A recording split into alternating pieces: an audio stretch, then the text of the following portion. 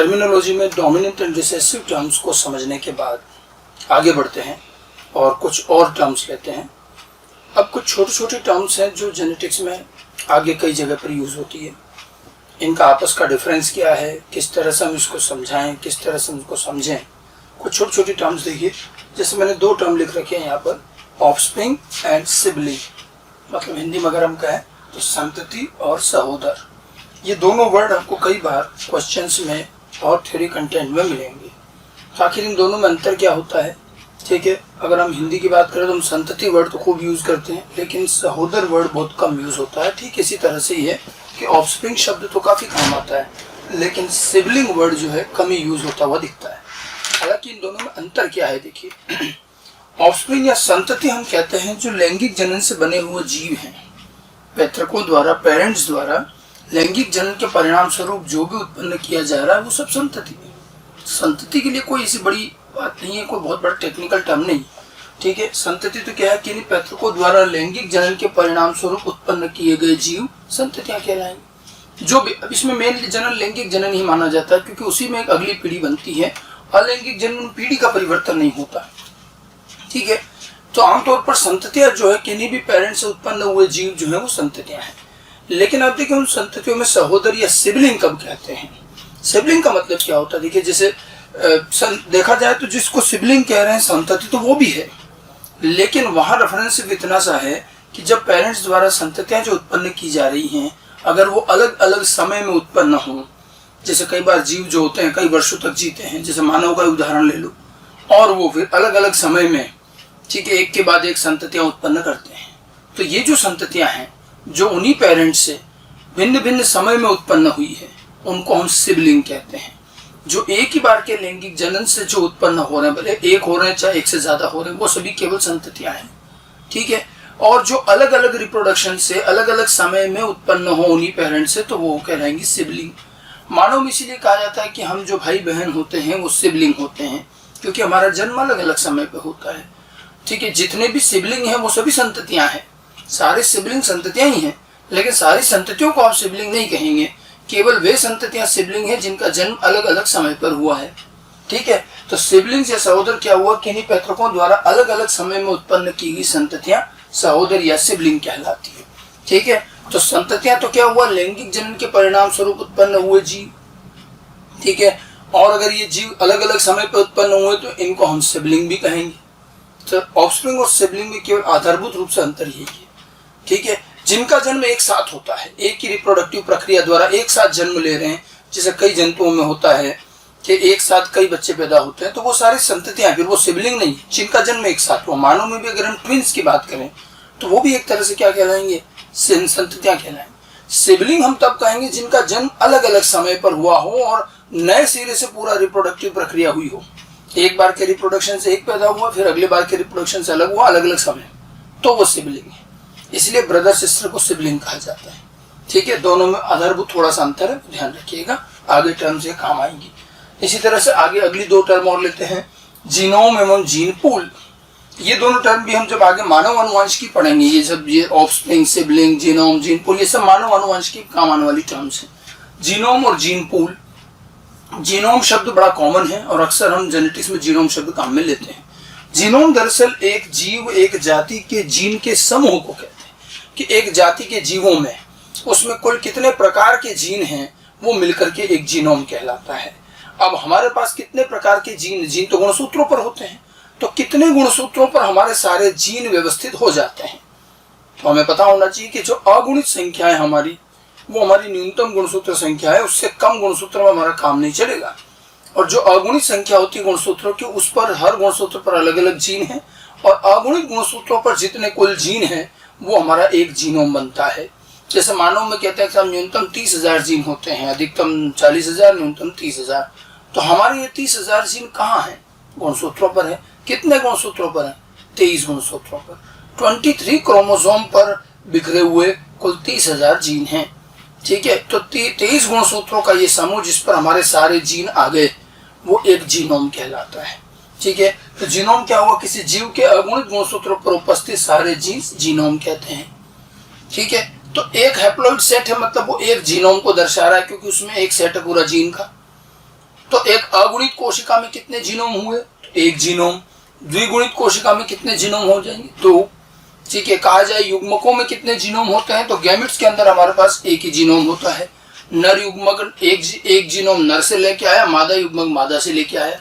Zygote में कितने genome होंगे, तो जायगोट में दो जीनोम होंगे, एक नर से आया हुआ और एक मादा से आया हुआ। ठीक है, तो इस तरह से डिप्लॉइड कोशिका में दो जीनोम, हैप्लॉइड में एक जीनोम, ये ध्यान रखिएगा। कई बार इसको आसान करने के चक्कर में बोल दिया जाता है कि हैप्लॉइड सेट ऑफ क्रोमोसोम मतलब एक जीनोम, तो ये अधूरा है। हम उसको गुणसूत्र तक ना रोकें। हैप्लॉइड सेट ऑफ क्रोमोसोम पर उपस्थित सारे जीन एक जीनोम कहलाता है। जीन के संदर्भ में बात करें, गुणसूत्र के संदर्भ में नहीं। ठीक है, तो जीनोम हो गया। अब जैसे एक जीव का जीनोम है, उसका जीन का समूह, उसका संकलन, उसी तरह से फिर एक टर्म आती है जीन पूल। ये और बड़ी टर्म है और ये आती है पॉपुलेशन लेवल पर। पॉपुलेशन एक प्राकृतिक समूह है। एक जाति के जीवों का एक किसी स्थान विशेष में जो समूह होता है उसको पॉपुलेशन कहते हैं। वो सभी एक ही जाति के जीव होते हैं। ठीक है, तो एक जाति के जीवों का जो समूह है, पॉपुलेशन के संदर्भ में कहा जाता है कि एक पर्टिकुलर जगह पर एक जाति के जितने जीव हैं उनके सभी के जीन या उनके जीनोम को संयुक्त रूप से हम जीन पूल कहेंगे। ये एक काल्पनिक इकाई है क्योंकि यूं देखी नहीं जा सकती, लेकिन एक पूरा जीन का संकलन एक समूह है कि एक जाति के सारे जीवों के सारे जीनोम को इकट्ठा कर लो, तो ये जो बड़ा कलेक्शन बना इसी को हम जीन पूल कहेंगे।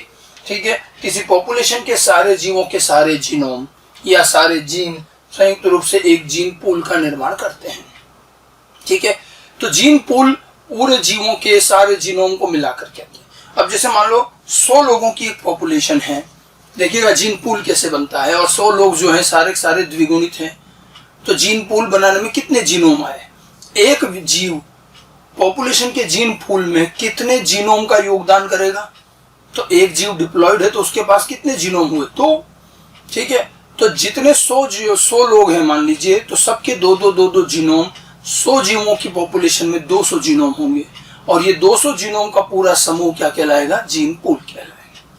ये सब पॉपुलेशन स्तर पर जब हम जेनेटिक्स अध्ययन करते हैं तो वहां काम आते हैं। तो जीनोम और जीन पूल ये दोनों शब्द आपके इवोल्यूशन और विकास के चैप्टर में भी काम आएंगे, और हम आगे जब पॉपुलेशन स्तर पर जेनेटिक्स पढ़ेंगे तो वहां भी काम आएंगे। तो इनका अंतर पता होना चाहिए। ऑफस्प्रिंग और सिबलिंग का क्या अंतर है, जीनोम और जीन पूल का क्या अंतर है, वो छोटी छोटी सी डेफिनेशन है, आधारभूत अंतर समझ में आना चाहिए। ठीक है, आगे बढ़ते हैं। देखिए आगे मैं फिर आपको दो टर्म बताऊंगा, इन ब्रीडिंग, आउट ब्रीडिंग, अंतः प्रजनन, बहिर्प्रजनन। पहले हम इन ब्रीडिंग की बात करेंगे। एक्चुअली क्या है, देखिए प्रजनन पर आते, ब्रीडिंग। ब्रीडिंग के दो प्रकार हैं, इन ब्रीडिंग, आउट ब्रीडिंग। लेकिन ब्रीडिंग क्या है, प्रजनन क्या है? प्रजनन दरअसल जनन करने की एक प्राकृतिक क्षमता को कहते हैं। जब आप जीवों का अध्ययन शुरू करते हैं और एक जाति, एक स्पीशीज की परिभाषा आपको बताई जाती है, लिविंग वर्ड और जो शुरू के चैप्टर आते हैं, तो वहां एक स्पीशीज को परिभाषित करने के लिए क्या कहते हैं कि कौन से जीव एक ही जाति के सदस्य हैं?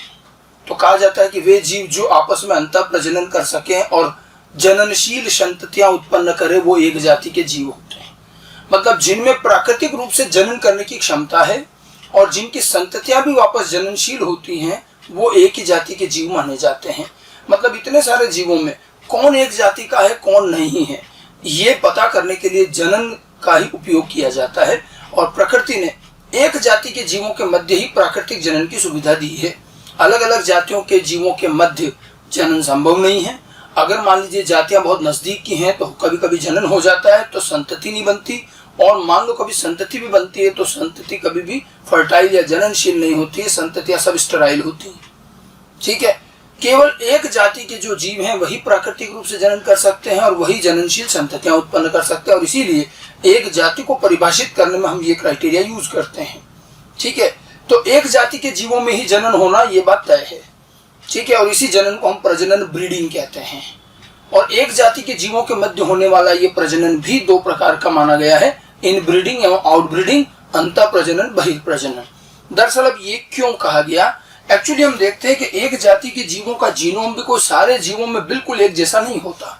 एक जाति के जीवों में काफी विविधता है। जैसे आप मानव जाति को ले लीजिए तो विभिन्न प्रकार के अलग अलग जगहों पर, अलग अलग देशों में अलग अलग प्रकार के मानव रह रहे हैं, काफी अंतर है। तो एक जाति के जीवों में भी काफी विविधता है और उनके जीनोम में भी भिन्नता रहती है। अगर हम अपने पारिवारिक लोग, अपने सगे संबंधी, आसपास के जो लोग हैं, उनसे बात करें तो उनका और हमारा जीनोम काफी मिलता जुलता होता है। हमारी शक्लें कई बार बहुत सारी चीजें मैच करती हैं, लेकिन हम बिल्कुल ही दूर किसी अन्य मानव की बात करें, किसी अन्य देश के मानव की बात करें तो उसके जीनोम में और हमारे जीनोम में काफी अंतर होगा। तो एक जाति के जीवों का सबका जीनोम एक जैसा नहीं है, समानता भी हो सकती है और काफी अच्छे से असमानता भी हो सकती है। तो अब जब ब्रीडिंग जो है, प्रजनन जो है एक जाति के जीवों में हो रहा है, तो वहां ये देखा जाता है कि प्रजनन करने वाले जो जीव हैं उनके जीनोम के मध्य कितनी समानता है या कितनी असमानता है, उसके आधार पर तय होगा कि अंतः प्रजनन रहेगा या बहिर्प्रजनन रहेगा। समझ में आई बात? तो हम प्रजनन के बाद एक जाति के जीवों के मध्य करेंगे, ठीक है। हम प्रजनन में आगे के प्रकार बनाएंगे जीनोम की समानता। अगर जीनोम काफी समान है, बहुत सारी चीजें सिमिलर हैं, तब उनके प्रजनन को अंतः प्रजनन कहेंगे। निकट संबंधी लगभग समान जीनोम वाले जीवों का अगर प्रजनन हो रहा है तो वो अंतः प्रजनन है। और दूरस्थ संबंधी या काफी भिन्न जीनोम वाले एक जाति के जीवों में अगर प्रजनन हो रहा है तो बहिर्प्रजनन होता है। तो अंतः प्रजनन बहिर्प्रजनन के आधारभूत अंतर यही है, ठीक है। समान या लगभग समान या मिलते जुलते जीनोम वालों का प्रजनन अंतः प्रजनन, बहुत अलग अलग जीनोम वालों का प्रजनन बहिर्प्रजनन। अब मुख्य बात आती है कि प्रजनन के इन दो प्रकार में अंतर क्या है और हम ये क्यों अलग से पढ़ना चाहें। उसका अंतर है, देखिए, जो प्रजनन कर रहे जो पेरेंट होते हैं उनको कोई फर्क नहीं पड़ता कि कितना समान जीनोम है या कितना भिन्न है। पैतृकों के जीनोम की समानता असमानता का अंतर, इसका प्रभाव हमेशा संततियों में देखा जाएगा। और ये देखा गया है कि जब लगभग समान जीनोम वाले जीव जो अंतः प्रजनन कर रहे हैं उनकी संततियां जो बनती हैं उनमें ज्यादातर जीनोटाइप समयुग्मी अवस्था का आता है। हमने देखा है कि अंतः प्रजनन करने पर संततियों में समयुग्मी अवस्था बढ़ती जाती है, जबकि बहिर्प्रजनन भिन्न भिन्न जीनोम वालों में क्रॉस कराया जाए तो उसमें विषम युग्मी अवस्था ज्यादा आती है। अब आनुवांशिक रूप से आप देखिएगा संततियों में समयुग्मी अवस्था आना कोई बहुत अच्छा नहीं माना जाता। कारण ये कि जब समयुग्मी अवस्था आएगी तो दो प्रकार के जीव बनेंगे, समयुग्मी प्रभावी, समयुग्मी अप्रभावी। समयुग्मी प्रभावी तो चलो फिर भी अच्छे लक्षण वाला जीव रहेगा, लेकिन समयुग्मी अप्रभावी में तो अप्रभावी हानिकारक लक्षण आएंगे, रोगकारक लक्षण आएंगे। क्योंकि हम जानते हैं कि हानिकारक अप्रभावी लक्षण केवल आपको समयुग्मी अवस्था में ही दिखेंगे, इसलिए अगर संततियों में आप समयुग्मता बढ़ा रहे हो तो आप अप्रभावी लक्षण के आने का मार्ग प्रशस्त कर रहे हो। अप्रभावी लक्षण ज्यादा आसानी से आ पाएंगे, इसीलिए अंतः प्रजनन अच्छा नहीं माना जाता कि उनकी जो संततियां बनेगी जिन जिन लक्षणों में समयुग्मी प्रभावित आई है कोई दिक्कत नहीं, अच्छी बात है, लेकिन कुछ लक्षणों में तो समयुग्मी अप्रभावी स्थिति भी आएगी और उन लक्षणों की वजह से हो सकता है उस जीव में रोग हो, कुछ हानिकारक चीजें हो और वो हो सकता है जी न। इसलिए अंतः प्रजनन बहुत अच्छा नहीं माना जाता, इसमें हानिकारक अप्रभावी लक्षण निकल के आएंगे। लेकिन अगर वहीं बहिर्प्रजनन हो और विषम युग्मता आ रही हो तो विषम युग्मता में एक फायदा है कि भले अप्रभावी अलील गया लेकिन विषम युग्मी अवस्था होने की वजह से वो प्रदर्शित नहीं होगा और केवल प्रभावी अच्छे लक्षण ही आएंगे। और इसीलिए मोटे तौर पर यह कहा जाता है कि जीवों के मध्य अंतः प्रजनन नहीं होना चाहिए, उसे अवॉइड करना चाहिए, बहिर्प्रजनन प्रेरित होना चाहिए, क्योंकि संततियां उसमें ज्यादा अच्छी बनती हैं। अंतः प्रजनन में संततियों में हानिकारक लक्षण आएंगे और वो हो सकता है अपने पेरेंट से भी बेकार बने। तो एक्चुअली ये क्या है, देखिए, हम जब जेनेटिक्स में आगे क्रॉस करेंगे तो संततियां किस प्रकार की बनेंगी वो बहुत कुछ इस बात पर निर्भर करता है कि क्रॉस किसके बीच में हो रहा है। उसी के आधार पर इनब्रीडिंग आउटब्रीडिंग की टर्म्स आती हैं। ये टर्म आप पादप प्रजनन, जंतु प्रजनन के आगे के चैप्टर हैं उनमें भी आपके ये काम आती है। हम अगर इनको परिभाषित करें, इनब्रीडिंग को, अंतः प्रजनन को, किसी जाति के निकट संबंधी जीव, निकट संबंधी जीव का मतलब क्या हुआ, लगभग समान, निकट संबंधी जीव का मतलब हो गया लगभग समान जीनोम में होने वाला प्रजनन अंतः प्रजनन कहलाता है। निकट संबंधी समान जीनोम में प्रजनन हो रहा है, अंतः प्रजनन। अंतः प्रजनन के परिणाम स्वरूप संततियों में समयुग्मता बढ़ती है। यहाँ समयुग्मता बढ़ती है जिससे हानिकारक अप्रभावी लक्षणों के आने की संभावना बढ़ जाती है। हानिकारक अप्रभावी लक्षणों के आने की संभावना बढ़ जाती है, समयुग्मता बढ़ती है।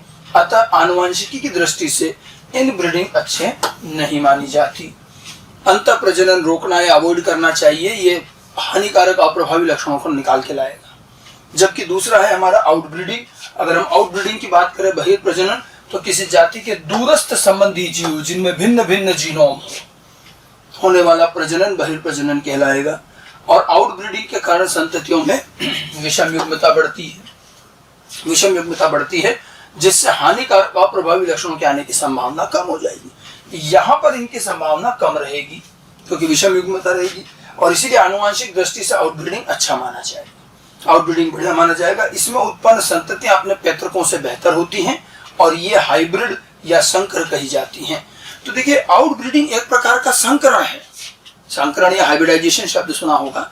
तो आउटब्रीडिंग एक प्रकार का संकरण है और उससे उत्पन्न जीव जातियां भी जो अपने पेरेंट से भी अच्छी और संकर प्रजाति हो सकती हैं, हाइब्रिड संततियां हो सकती हैं।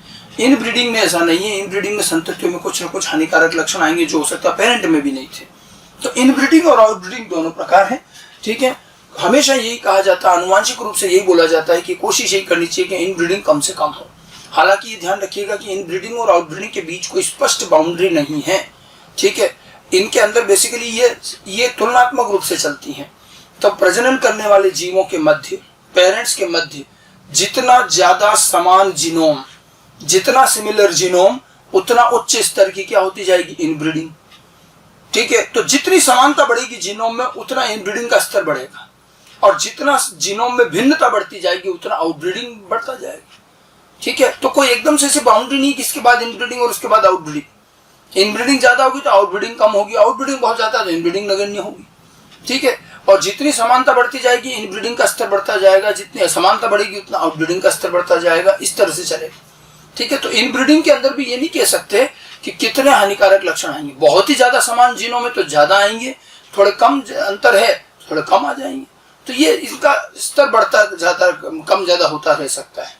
समझ में आई बात, इनब्रीडिंग आउटब्रीडिंग। अब इनब्रीडिंग और आउटब्रीडिंग के संदर्भ में, क्योंकि हमने कहा कि आउटब्रीडिंग में बनने वाली संतति अपने पेरेंट से भी अच्छी होती है, तो इसी के संदर्भ में एक और टर्म आती है हाइब्रिड विगर, इसको बोलते हैं संकर ओज। इस पर तो 2-1 बार आईपीएमटी में क्वेश्चन आ चुका है। हाइब्रिड विगर क्या है, संकर ओज क्या है। एक और शब्द इसको हेटेरोसिस भी कहते हैं, और ये हेटेरोसिस के नाम से ज्यादा पूछा जाता है। विगर क्या है, ओज। हमने कहा भी संततियां ओज पूर्ण हो, मतलब ज्यादा अच्छी हो। ओज का मतलब तेज से होता है। तो कौन से प्रकार के प्रजनन की संततियां ओज पूर्ण होगी, इनब्रीडिंग की संततियां ओज पूर्ण होंगी या आउटब्रीडिंग की संततियां ओज पूर्ण हुई? तो बड़ा स्पष्ट है आउटब्रीडिंग की, क्योंकि इनब्रीडिंग से तो संततियों में और हानिकारक लक्षण आ रहे हैं, वो तो पेरेंट से भी अच्छी नहीं है, ठीक है। तो यही चीज है। और ये जो आउटब्रीडिंग की जो संततियां अपने पेरेंट से भी बेहतर है, उनमें ज्यादा अच्छे लक्षण है, यही उनका जो अच्छा होना है, यही उनका ओज है, और इसी को संकर ओज कहते हैं, ठीक है। हाइब्रिड संततियों का अपने पैतृकों से अधिक अच्छा होना, ओज पूर्ण होना, ठीक है, यह हाइब्रिड विगर कहलाता है, संकर ओज कहलाता है। तो संततियों में एक संकर ओज तभी आएगा जब संकरण हो, जब आउटब्रीडिंग हो, और ये पेरेंट से भी अच्छी होती हैं, ज्यादा अच्छी माने। दोनों पेरेंट से क्रॉस कर रहे हैं, कुछ इसमें अच्छे लक्षण है, कुछ इसमें अच्छे लक्षण, संततियों में दोनों के आगे ज्यादा अच्छे लक्षण हुए, ठीक है। तो ये ओजपूर्ण संततियां होती है। समझ में आई बात। अब आप देखिए संकर ओज जो है, मान लीजिए कोई अच्छी ओजपूर्ण संतति है, ठीक है, हम ये चाहते हैं कि उसका ये ओज, इसका ये तेज बना रहे और आगे भी इसी तरह से चले। तो आपसे यहाँ एक प्रश्न पूछा जाएगा कि कौन सी ब्रीडिंग संततियों के संकर ओज को बनाए रखेगी, किस में संकर ओज कम हो जाएगा, इस तरह की बातें आएंगी, ठीक है। तो अगर आप इनब्रीडिंग कराते हैं, मान लीजिए कोई अच्छी ओजपूर्ण जीव है और आपने इनब्रीडिंग कराया, ठीक है, तो ओज में कमी आएगी, ठीक है। इनब्रीडिंग से उत्पन्न संततियों में हाइब्रिड विगर अनुपस्थित होगा तो ओज नहीं के बराबर होता है, और आउटब्रीडिंग से उत्पन्न संततियों में हाइब्रिड विगर अच्छा खासा उपस्थित होता है। तो ये ध्यान रखिएगा कि संकर ओज की उपस्थिति हमें आउटब्रीडिंग से उत्पन्न संततियों में मिलेगी, ये ज्यादा अच्छी मानी जाएगी इनब्रीडिंग की तुलना में, और इनब्रीडिंग से हाइब्रिड विगर में कमी आती है जब हम इनब्रीडिंग करते हैं। मान लीजिए कोई अच्छी ओजपूर्ण जीव संतति है और मान लो आगे आपने उसमें इनब्रीडिंग करवा दिया, तो इनब्रीडिंग से ओज में कमी आएगी और उस ओजपूर्ण संतति का आगे की संतति में ओज कम दिखेगा, ठीक है, ओज में कमी आती है, जबकि आउटब्रीडिंग से हाइब्रिड विगर बढ़ता जाता है। ये ध्यान देने वाली बात है कि आपसे पूछा जाए कि संकर ओज किससे बनाए रखा जा सकता है, किससे बढ़ाया जा सकता है, तो आउटब्रीडिंग से संकर ओज बना रहता है बल्कि बढ़ता है, और इनब्रीडिंग करवा दी तो ओज में कमी आ जाती है। इनब्रीडिंग से क्या होगा, आगे की संततियां जो है पहले वाले से भी अच्छी नहीं बनेगी, यही ओज में कमी आती जाएगी। आउटब्रीडिंग जो है उस ओज को बनाए रखेगा बल्कि बढ़ाएगा इसे, ठीक है। अब यहाँ पर आप देखिए इन्हीं दोनों चीजों के बेस पर हम एक और परिभाषा ले सकते हैं, इनब्रीडिंग डिप्रेशन। इनब्रीडिंग के कारण संकर ओज में आने वाली कमी को इनब्रीडिंग डिप्रेशन अंत प्रजनन अवसादन कहते हैं। ये एक और चीज ध्यान रखिएगा, ये आगे भी काम आएंगी। ठीक है, अगर हमने इनब्रीडिंग करी और इनब्रीडिंग करने से संतति के ओज में कमी आई तो हाइब्रिड विगर में कमी आना, इनब्रीडिंग के कारण ओज में कमी आना इनब्रीडिंग डिप्रेशन कहलाएगा, अंत प्रजनन अवसादन। आगे बात समझ में? ठीक है, तो ये कुछ आधारभूत चीजें हैं इनब्रीडिंग आउटब्रीडिंग को लेकर के कि इनब्रीडिंग के प्रभाव क्या रहेंगे, आउटब्रीडिंग के प्रभाव क्या रहेंगे। जी वैसे तो प्रकृति में देखिए दोनों प्रकार की ब्रीडिंग होती है, लेकिन आउटब्रीडिंग को ज्यादा प्रेफरेंस दी जाती है क्योंकि संततियां उसमें ज्यादा अच्छी बनती हैं। समझ में आ रही बात? और अगर हम हाइब्रिड विगर वाले जीव में इनब्रीडिंग करते हैं तो इनब्रीडिंग में कमी आती है और इसी को इनब्रीडिंग डिप्रेशन कहते हैं। कई जगहों पर आपको रिप्रोडक्शन के चैप्टर में एक लाइन मिलेगी कि सतत इनब्रीडिंग करने से इनब्रीडिंग डिप्रेशन आता है। तो सतत इनब्रीडिंग करने से इनब्रीडिंग डिप्रेशन आएगा, इनब्रीडिंग से तो क्या होगा, डिप्रेशन आना। लेकिन वहां ध्यान देने वाली बात यह है कि सतत इनब्रीडिंग किस में, कई बार हम ये लिखना भूल जाते हैं। तो इनब्रीडिंग उसमें जिसमें कोई विगर हो। देखिए विगर में कमी कब आएगी, ओज में कमी तब आएगी ना जब पहले ओज भी तो हो। तो संततियां ओज पूर्ण होनी चाहिए, फिर उसमें आप सतत इनब्रीडिंग करोगे तो ओज में कमी आएगी। और कई बार जो है रिप्रोडक्शन में जब ये चीज बताई जाती है तो ये कई बार यूं मान लिया जाता है कि संतति तो ओज पूर्ण है, पर सही बात तो ये कि संततियों में जो ओज होगा इनब्रीडिंग करोगे तो उसके ओज में कमी आ जाएगी। ठीक है, तो इनब्रीडिंग आउटब्रीडिंग और साथ में इनब्रीडिंग डिप्रेशन, ये कुछ छोटी छोटी बातें हैं, ध्यान रखिएगा। अच्छा, इसमें एक चीज और है। ठीक है, अब आपसे पूछा जाए हाइब्रिड विगर किससे कम होता है, तो इनब्रीडिंग करने से हाइब्रिड विगर कम होता है। किससे बढ़ता है, आउटब्रीडिंग करने से बढ़ता है। लेकिन एक चीज और देखिएगा, अगर हम यहाँ पर मान लीजिए कोई ओजपूर्ण अच्छी संतति है, अब हम उसमें लैंगिक जनन करें ही नहीं, क्योंकि देखो इनब्रीडिंग होगी आउटब्रीडिंग, ये चीज लैंगिक जनन पे निर्भर करता है। हम लैंगिक जनन करें ही नहीं, और लैंगिक जनन की बजाय अलैंगिक जनन, कायिक जनन करें, पौधों में होता है। अगर आपने अलैंगिक और कायिक जनन किया तो ध्यान रखना जो ओज जितना है उतना का उतना ही संतति में रहेगा, न बढ़ेगा न घटेगा। क्योंकि अलैंगिक जनन से बनने वाले जीव कैसे होते हैं, वो तो क्लोन होते हैं, आनुवांशिक रूप से समान होते हैं, उनमें कोई परिवर्तन नहीं आता। तो कोई अगर आपसे पूछे कि हमें तो ओज जो है बनाए रखना है, न बढ़ाना है न घटाना है, संकर ओज को बनाए रखना है, तो क्या करें, सबसे बढ़िया अलैंगिक जनन कर लो, कायिक जनन कर लो, तो संकर ओज वैसा का वैसा बना रहेगा। अगर इनब्रीडिंग करोगे तो कम हो जाएगा, आउटब्रीडिंग करोगे तो भी वैसा का वैसा बना रहे, जरूरी नहीं बल्कि बढ़ी जाता है। ठीक है, तो इनब्रीडिंग आउटब्रीडिंग का अपना प्रभाव है। अलैंगिक जनन में ओज में कोई परिवर्तन नहीं आता, जैसा है वैसा का वैसा बना रहता है। ठीक है, अब आप देखिए जो इनब्रीडिंग आउटब्रीडिंग का ये प्रभाव है, ये प्रकृति में मिलने वाले हर प्रकार के जीवों पर लागू होता है, हर तरह के जीवों पर लागू होता है, पौधे क्या, जंतु क्या, मानव क्या, सब पर। जैसे पौधों की बात करते हैं तो पौधों में परागण की दृष्टि से आप देखेंगे पौधे दो प्रकार के हैं, स्वपरागित पौधे और परपरागित पौधे। स्वपरागित पौधे मतलब उसी के पुष्प का परागकण उसी की वर्तिकाग्र पर गिरकर स्वपरागण करता है, और परपरागण वो दूसरे पौधे पर चला जाता है। स्वपरागण जो होता है वो सबसे अच्छे स्तर का, आदर्श स्तर का इनब्रीडिंग है, क्योंकि उसी का नर युग्मक उसी का मादा युग्मक आपस में संलयन कर रहा है, तो दोनों युग्मकों का जीनोम तो बिल्कुल समान हो गया। एक ही जीव का नर युग्मक एक ही का मादा युग्मक आपस में संलयन करे तो जो ये स्वपरागण है ये तो बहुत अच्छे स्तर का इनब्रीडिंग हुआ। और परपरागण क्या है, आउटब्रीडिंग। तो कभी आपसे पूछे कि कौन से पौधे इनब्रीडिंग करते हैं, तो इनब्रीडिंग कौन से करेंगे, स्वपरागित पौधे क्या दर्शाएंगे, इनब्रीडिंग दर्शाएंगे, और परपरागित पौधे क्या दर्शाएंगे, आउटब्रीडिंग दर्शाएंगे। सिंपल सी बात है। और इसीलिए आप देखिए प्रकृति में ज्यादातर पौधे परपरागित हैं, क्योंकि प्रकृति को भी समझ में आ गया कि इनब्रीडिंग से तो नुकसान है, तो धीरे धीरे स्वपरागित पौधे कम होते जा रहे हैं विकास के क्रम में, बहुत गिने चुने बचे हैं। स्वपरागित पौधे बहुत कम हैं, आउटब्रीडिंग वाले ही पौधे ज्यादा हैं, परपरागित पौधे। और इसीलिए पौधों में जब कहा जाता है कि सतत इनब्रीडिंग करने से इनब्रीडिंग डिप्रेशन आता है, तो पौधों के संदर्भ में जब ये कहा जाता है तो वहां बाय डिफॉल्ट ये मान लिया जाता है कि पौधा कैसा है, परपरागित। क्योंकि जो परपरागित पौधा होता है उसी की संतति में तो ओज होगा। जो स्वपरागित पौधे हैं जो इनब्रीडिंग कर रहे हैं उनकी संततियों में ओज नहीं है। तो स्वपरागित पौधों में अगर आप और स्वपरागण करा रहे हो तो उसमें कोई कमी नहीं आएगी, वो तो संततियां वैसे ओज पूर्ण नहीं है। संततियों में ओज किस में है, परपरागित पौधों में है। और इसीलिए जब हम ये कहते हैं कि पौधों में सतत स्वपरागण करने पर या सतत इनब्रीडिंग करने पर डिप्रेशन आता है, तो वो पौधे कौन से होते हैं, परपरागित। लिखते नहीं है लेकिन अंडरस्टूड है, वो परपरागित पौधे ही होंगे। ठीक है, अब आपसे पूछा जाए कि स्वपरागित और परपरागित दोनों पौधों में से इनब्रीडिंग डिप्रेशन कौन दर्शाएगा? अंतःप्रजनन अवसादन, इनब्रीडिंग डिप्रेशन कौन सा में होगा, स्वपरागित पौधों में या परपरागित पौधों में? यहाँ बहुत से लोग गलती करते हैं और स्वपरागित बोल देते हैं, तो बिल्कुल गलत है। स्वपरागित में कैसे डिप्रेशन आएगा? डिप्रेशन तो तब आता है जब पहले ओज हो। अरे कमी तो तब होगी ना जब पहले ओज भी तो हो, ओज ही नहीं है तो कमी कहां से होगी? ठीक है, इनब्रीडिंग करने वाले स्वपरागित पौधे की संततियां ओज नहीं होता, ओज पूर्ण नहीं होती, उनमें अगर इनब्रीडिंग कराओगे भी सही तो क्या कोई कमी आएगी? कुछ नहीं आएगा। ओज ही नहीं हो तो जैसे हैं वैसे ही रहेंगे। और परपरागित पौधों की संततियां अच्छी खासी ओज पूर्ण होती हैं, और अगर आप उसमें इनब्रीडिंग करते हैं, ठीक है, परपरागित पौधों की संततियों में इनब्रीडिंग करते हैं तो वो जरूर अपने ओज में कमी दर्शाती हैं। तो इनब्रीडिंग डिप्रेशन उन पौधों में आया जो परपरागण करते हैं। परपरागित पौधे cross pollinated plant inbreeding depression दर्शाते हैं जब उनमें इनब्रीडिंग की जाती है। प्राकृतिक रूप से तो नहीं, प्राकृतिक रूप से तो वो आउटब्रीडिंग कर रहे हैं, परपरागण कर रहे हैं। अगर उसमें इनब्रीडिंग करोगे तो फिर कमी आएगी। यही डिस्कशन लिखा, इनब्रीडिंग डिप्रेशन परपरागित पौधे दर्शाते हैं जब उनमें सतत इनब्रीडिंग की जाती है।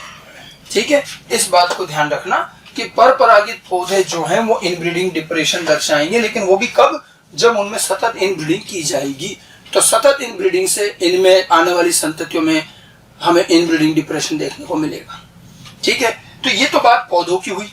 इसी तरह से जंतुओं की बात है। जंतुओं में भी यही है, पौधों में जितना अच्छे स्तर का इनब्रीडिंग होता है जंतुओं में उतना नहीं होता। पौधे द्विलिंगी होते हैं, तो जो द्विलिंगी जीव होता है उनमें इनब्रीडिंग बहुत अच्छी हो सकती है, क्योंकि उसी का नर युग्म उसी का मादा युग्म। जंतुओं में जो द्विलिंगी हैं ऐसे हर्मोफ्रोडाइट बहुत कम है, और ज्यादातर जीव जो हैं नर अलग मादा अलग हैं, ये एक लिंगी होते हैं। ठीक है, तो जो यूनिसेक्सुअल है, मानव की बात कर लें और जंतुओं की बात कर लें, तो हमारे अंदर भी इनब्रीडिंग आउटब्रीडिंग दोनों के प्रभाव देखे गए हैं। आप देखिए मानव के अंदर भी देखे गए हैं। मानव में जो हम कहते हैं शादी संबंध होते हैं, पारिवारिक तरीका है हमारा अपना, तो मानव में शादी संबंध तय करने के प्राचीन समय से काफी तौर तरीके चले आ रहे हैं। ठीक है, उसमें भी इनब्रीडिंग आउटब्रीडिंग स्पष्ट देखी जाती है। ठीक है, अलग अलग धर्मों अलग अलग जातियों में शादी संबंध तय करने के अपने अपने तरीके हैं, लेकिन हमेशा ये कोशिश की जाती है कि बहुत ज्यादा निकट संबंधी में विवाह न किया जाए, क्योंकि जब निकट संबंधी होंगे, अपने ही रिश्तेदार और भाई बहन और इस तरह के निकट संबंधी होंगे, तो हमारा जीनोम क्या होगा? समान होगा, तो वो एक प्रकार की इनब्रीडिंग होगी और उनकी संततियों में काफी सारी विकट समस्याएं आ सकती हैं। और इसीलिए बड़े प्राचीन समय से कहीं ना कहीं मानव को ये बात ध्यान रही कि बहुत ज्यादा निकट संबंधियों में विवाह होने पर संतति अच्छी नहीं बनती, और इसीलिए इन पर धार्मिक रूप से और किसी न किसी तरीके से प्रतिबंध लगाया गया। अब अलग अलग धर्मों में ये स्तर अलग अलग है।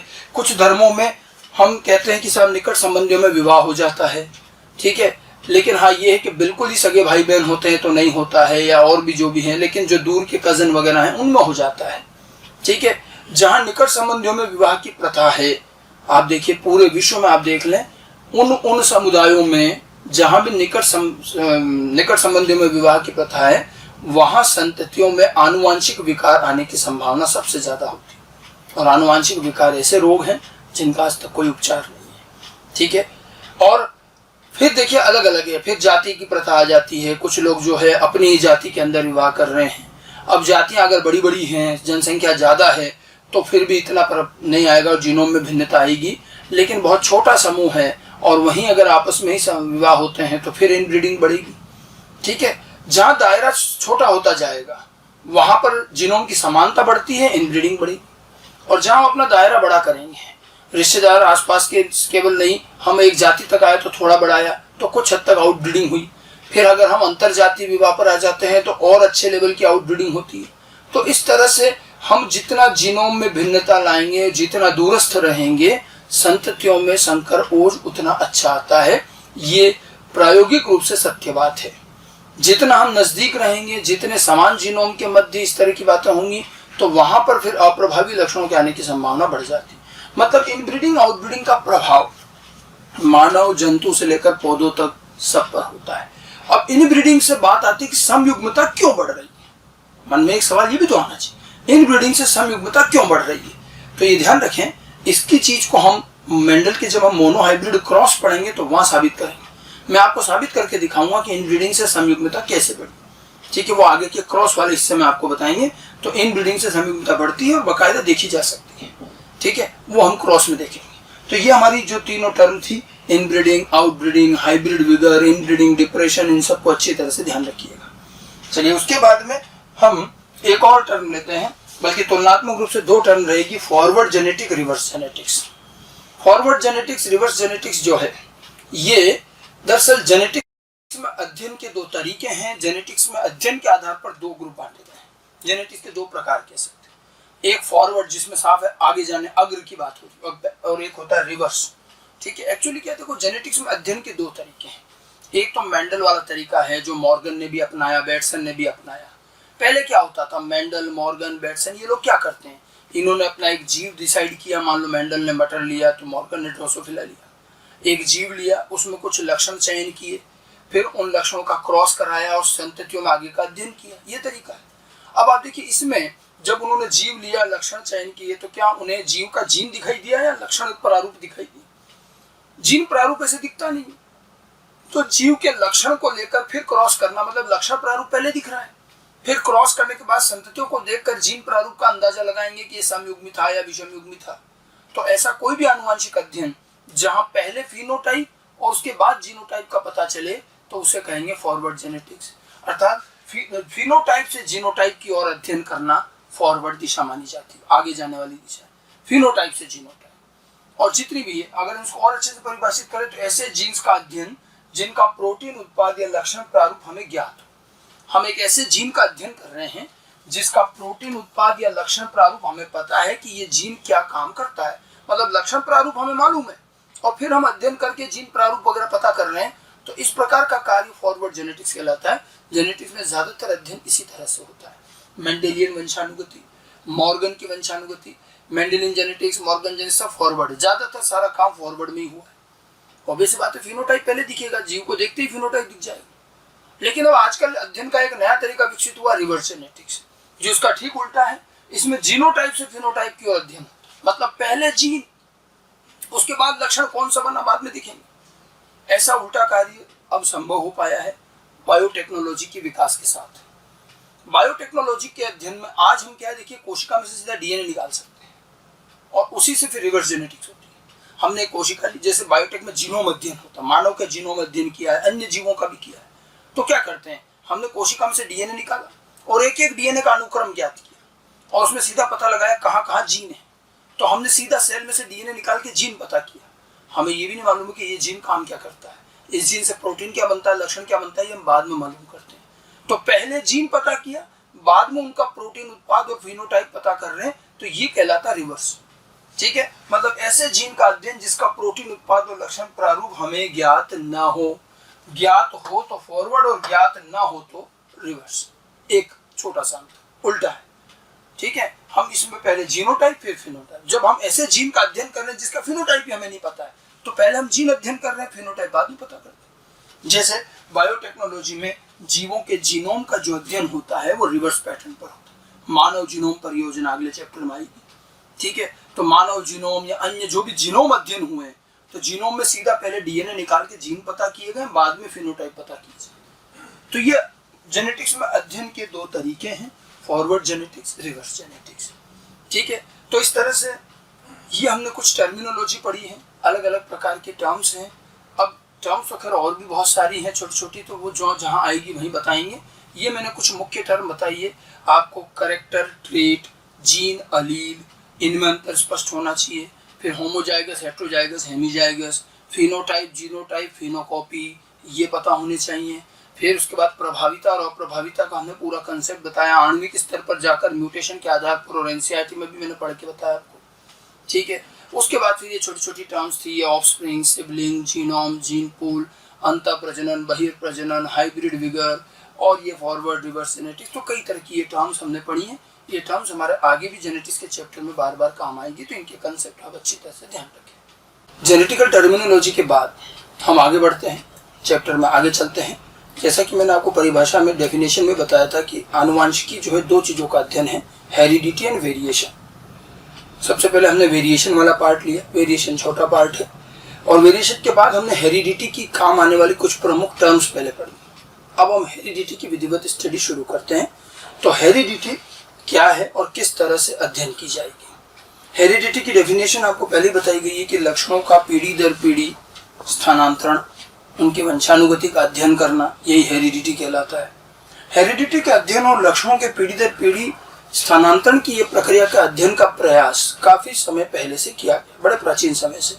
हालांकि ये अध्ययन बहुत स्पष्ट रूप से हमें तभी पता चले जब मेंडल के कार्य हमें मालूम चले। तो हम हेरिडिटी के पूरे समय अंतराल को अध्ययन के हिसाब से 3 भागों में बांट सकते हैं। हम जानते हैं कि मेंडल का कार्य जो था वहीं से सही मायने में हेरिडिटी का सही अध्ययन शुरू हुआ, और हमने मेंडल को ही केंद्र में रखते हुए पूरी हेरिडिटी के ड्यूरेशन को 3 हिस्सों में बांट लिया। एक है प्री मेंडलिज्म, मतलब वह समय जो मेंडल के पहले का था। तो मेंडल के पहले के समय में किस प्रकार का कार्य या कैसे अध्ययन होता था। फिर मेंडलिज्म यानी कि मेंडल का अपना अकाल, और मेंडल की पुनर्खोज के बाद का समय पोस्ट मेंडल। तो मेंडल के पहले का समय, मेंडल का अपना समय और मेंडल के बाद का समय, इस तरह से प्री मेंडलिज्म, मेंडलिज्म और पोस्ट मेंडलिज्म 3 हिस्सों में हम इसको बांट सकते हैं। ठीक है। अब इसमें सबसे बड़ा समय कौन सा रहा, तो बड़ी स्पष्ट बात है, सबसे लंबी अवधि प्री मेंडलिज्म की रहेगी। मतलब मेंडल ने 1850 के बाद काम किया, 19वीं शताब्दी के मध्य में बाद में उन्होंने काम किया 1855-1856 से।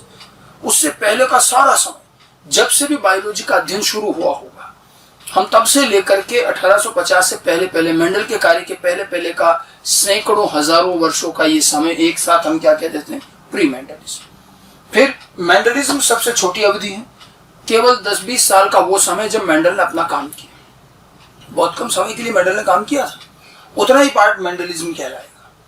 ठीक है। फिर कुछ साल तक मेंडल का कार्य छिपा रहा, और सन 1900 में जब मेंडल का कार्य पुनर्खोज हुई, वहां से लेकर आज तक का समय, सन 1900 से लेकर 2020 मान लो, ये सारा समय किस में आएगा, पोस्ट मेंडलिज्म। 120 सालों का समय है। ठीक है। पोस्ट मेंडलिज्म ये वो अंतराल है जिसमें सर्वाधिक कार्य हुआ है, क्योंकि मेंडल के बाद ही वास्तव में कार्य ने गति पकड़ी है। ठीक है। और यही आधुनिक अनुवांशिकी मॉडर्न जेनेटिक्स भी कहलाती है, मेंडल के कार्यों की पुनर्खोज के बाद से, अर्थात सन 1900 से लेकर अब तक का समय, और ये मॉडर्न जेनेटिक्स है। हमारा चैप्टर इसी क्रम में आगे बढ़ाएंगे।